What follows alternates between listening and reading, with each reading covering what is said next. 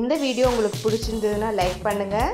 இதுவரைக்கும் அன்னை சமையல் சேனலை சப்ஸ்கிரைப் பண்ணலன்னா ரெட் கலர் சப்ஸ்கிரைப் பட்டனை கிளிக் பண்ணுங்கள். தேங்க்யூ. அன்பு நண்பர்களே, அனைவருக்கும் அன்னை சமையலின் அன்பான வணக்கங்கள். இன்னைக்கு அன்னை சமையலில் நம்ம பார்க்க போகிற ரெசிபி சொரக்காய் தோசை. வாங்க எப்படி செய்யறதுன்னு பார்க்கலாம். 1 கப் இட்லி அரிசி, 1/2 கப் பச்சரிசி, நான் பலகார அரிசி எடுத்திருக்கேன், 3 டேபிள் ஸ்பூன் உளுந்து, 1 டீஸ்பூன் வெந்தயம், சொரக்காய் 1 கப், 10 காஞ்ச மிளகாய், 2 துண்டு இஞ்சி. இப்போ இட்லி அரிசி, பச்சரிசி, உளுந்து, வெந்தயம் எல்லாத்தையும் 4 மணி நேரம் ஊற வச்சுக்கோங்க.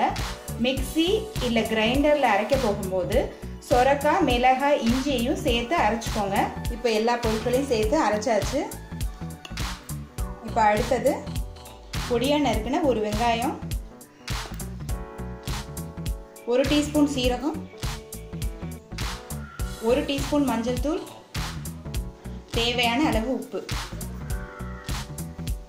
இப்போ இது எல்லாத்தையும் நல்லா மிக்ஸ் பண்ணிக்கலாம்.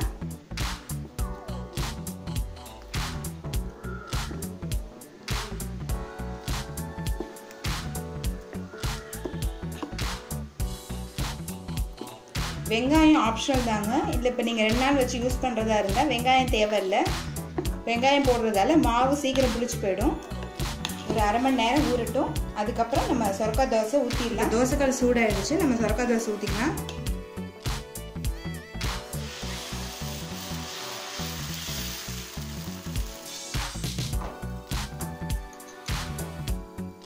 கொஞ்சமாக எண்ணெய் விட்டுக்கோங்க.